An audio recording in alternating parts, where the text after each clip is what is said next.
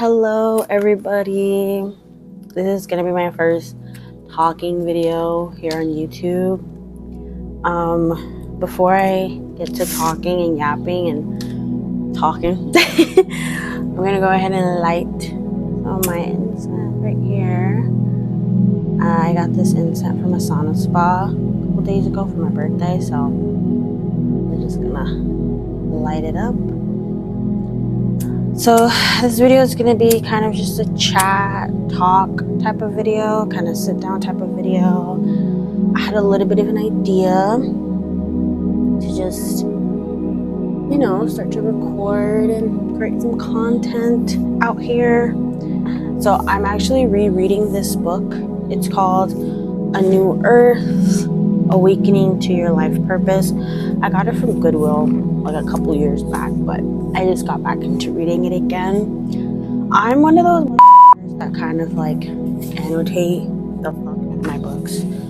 So I wanted to do this idea where I kind of turn to a page that I've annotated, kind of talk more in depth about it. So that's what we're gonna do. So let's go ahead and just turn to a page. Okay, so the page that I ended up turning to is page 53, and I'm just going to read the first paragraph that caught my attention, and I just want to go in kind of in depth about that paragraph. Okay, so paragraph reads, what I call the inner body isn't really the body anymore, but life energy, the bridge between form and formless. Make it a habit to feel the inner body as often as you can. After a while, you won't need to close your eyes anymore to feel it. For example, see if you can feel the inner body whenever you listen to someone. It almost seems like a paradox. When you are in touch with the inner body, you are not identified with your body anymore, nor are you identified with your mind. This is to say you are no longer identified with form, but moving away from form identification towards formlessness, which we may also call being. It is in essence identity. Body awareness not only anchors you in the present moment, it is a doorway out of the prison that is your ego. It also strengthens the immune system and the body's ability to heal itself. So what I circled in this paragraph when I read it is life energy.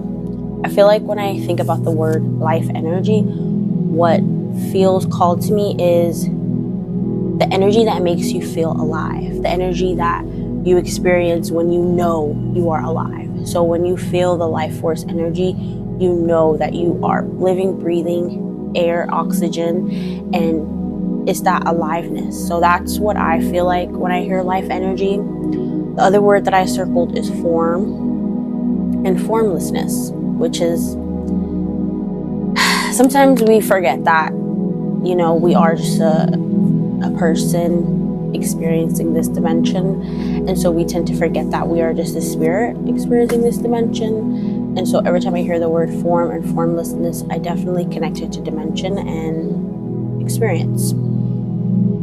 Make it a habit to feel the inner body as often as you can. I feel like sometimes as human beings we tend to forget that it is important to tap into our inner world, the voice inside of us that's telling us things. We make it a habit to feel the inner world. I just feel like as human beings, we tend to forget that we have an internal dialogue, we have an internal world that deserves to be heard, deserves to be listened to, deserves to be acknowledged. And I feel like the more we tap into that, the more, again, like we will feel that life force energy. So, always understanding that you have an internal world as well can sometimes play into the sentence of feeling it as often as you can.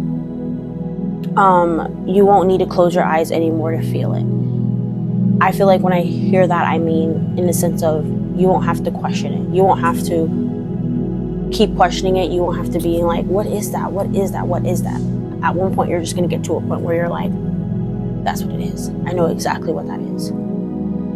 I highlighted, when you are in touch with the inner world, you are not identified with your body anymore, nor are you identified with your mind. I feel like when I read that, it definitely reads to me that you're just going to get to a point where you just know, and accepting.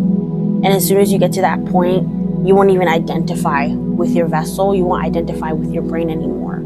And you'll just know. And knowing and accepting. This is to say you are no longer identified with form, but moving away from form identification towards formlessness. Again, meaning that you don't identify with your vessel. You don't identify with your body. You just identify with your spirit. It is your essence identity, meaning that it is your touch. It is your identity. Body awareness not only anchors you in the present moment, it is a doorway out of the prison that is your ego. I feel as though as soon as we as Homo sapiens accept that we are a spirit and we are living inside our internal world, it's easier to understand that nothing else matters but this present moment. So that's what I know when I hear that sentence, and understanding that the ego can really imprison you, and tapping yourself out of that can be the gateway to getting out of that prison. It also strengthens the immune system and the body's ability to heal itself. Understanding that your body is the coping mechanism. It is what helps you understand that you are your own creator. You are your own vision. And understanding that your body has the ability to heal itself as soon as you tap into it and as soon as you tap into your inner world. So that paragraph was really beautiful. Really, really beautiful. This whole chapter is actually really amazing. The chapter is called The Ego, Current State of Humanity. Okay, so I want to go to another page. Okay. Letting go of self-definitions. Ooh. As tribal cultures developed into the ancient civilizations, certain functions began to allotted to certain people. Ruler, priest or priestess, warrior, farmer, merchant, craftsman, laborer, and so on. A class system developed. Your function, which in most cases you were born into, determined your mind, determined who you were in the eyes of others, as well in your own eyes. Your function became a role, but it wasn't organized. It wasn't recognized as a role. It was who you were or thought you were. Only rare beings at the time, such as Buddha or Jesus, saw the ultimate irrelevance of caste or social class, recognized it as identification with form and saw that such identification with the conditioned and the temporal obscured the light of the unconditioned and eternal that shines in each human being. In our contemporary world, the social structures are less rigid, less clearly defined than they used to be. Although most people are, of course, still conditioned by their environment, they are no longer automatically assigned a function and with an identity. In fact, in the modern world, more and more people are confused as to where they fit in, what their purpose is, who they are. I feel like in the modern world too, like I just want to go into like the last part that I highlighted. I just feel like in the modern world, I truly feel like a lot of people struggle with knowing who they are and what their purpose is. It can be the access to being able to have availability to other people's lives and being able to see what other people do on their free time. Comparison also can play a big role in that, because we tend to just watch each other on social media and we tend to share certain things, and we tend to compare and contrast our lives. So that can most definitely play a part into people being confused of who they are and where they fit in, like what social class, what social dynamic they want to experience can play into that, and what their purpose is, why they're here, what their mission is on this earth, what their mission is on this planet. So the modern world is very interesting when it comes to knowing who you are. Okay, so I want to go to one more page. I really like this. I like this.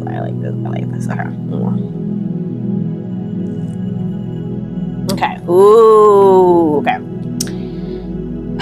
The page that I turned to, page 131. Alienation means you don't feel at ease in any situation, any place, or with any person, not even with yourself. You're always trying to get home, but never feel at home. Some of the greatest writers of the 20th century, such as Frank Kafka, Albert Camus, T.S. Eliot, and James Joyce, recognize alienation as the universal dilemma of human existence. probably felt it deeply within themselves and so were able to express it brilliantly in their works. They don't offer a solution. Their contribution is to show us a reflection of the human predicament so that we can see it more clearly. To see one's predicament clearly is a step forward towards going beyond it. Ooh. Alienation means you don't feel at ease in any situation, any place, or with any person, not even with yourself. Wow, that sentence is just so deep, because when you don't even feel comfortable within yourself, we can really trick ourselves to believe that we are alone, we are by ourselves, we're nobody else is with us. And so it's interesting to know that sometimes we can create those type of scenarios for ourselves, you know what I mean? And wow, this book is just so amazing. Like, I'm literally not even done with it too. Like, I'm literally right here. I'm like almost done with it. Like, okay, so I want to actually, I know I said that was the last part, but I'm gonna read one more. We'll just read one more. Okay. Temporary roles. If you awake enough, aware enough to be able to observe how you interact with other people, you may detect subtle changes in your speech, attitude, and behavior, depending on the person you are interacting with. Ooh. Before I even continue, that sentence alone kind of describes how much we influence each other, or how much we play a part into, you know, being reflections and mirrors of one another. So that sentence is very, very interesting, because you can really mimic a person depending on who is around you. So that's interesting. Okay, how you speak to a child may be different from how you speak to an adult. Why is that? You are playing roles. You are not yourself, neither with the chairman nor with the janitor or the child. When you walk into a store or buy something, when you go to a restaurant, the bank, the post office, you may find yourself slipping into pre-established social rules. You may become a customer and speak and act as one, and you may be treated by the salesperson or waiter who's also playing a role as a customer. A range of conditioned patterns of behavior come into effect between two human beings that determine the nature of the interaction. Instead of human beings, conceptual mental images are interacting with each other. The more identified people are with their respective roles, the more inauthentic the relationship becomes. Pretty much this whole paragraph kind of just shows how much we place roles on ourselves in society. Like, we kind of just mimic roles, and we kind of just identify with roles that we're told, oh, this is how this role is going to be. Oh, this is how this role is supposed to be. So from the sentence of even saying, like, you're playing as a role as a customer and as a salesperson, already establishes that, like, this is how a customer acts and this is how a worker acts. Maybe because when you're a worker, you're literally being trained on how you're supposed to act, and as customers, we also understand, like, how we are supposed to act. So it's interesting that even before we step into a space, there's already pre-established social rules, and there's already pre-established rules that you're supposed to follow, which in itself, the last sentence says that's what makes relationships inauthentic in society, because we already are automatically placing roles on ourselves. So interesting. That's gonna be the end of that. I think I might do more of these read with me where I annotated and going into depth with it. I know we didn't even go in depth, we kind of just hit the layer. So I do want to go more in depth, but for now I just wanted to read a little bit. Thank you for watching. Yeah, watch my last video because I made a vlog, and yeah, peace.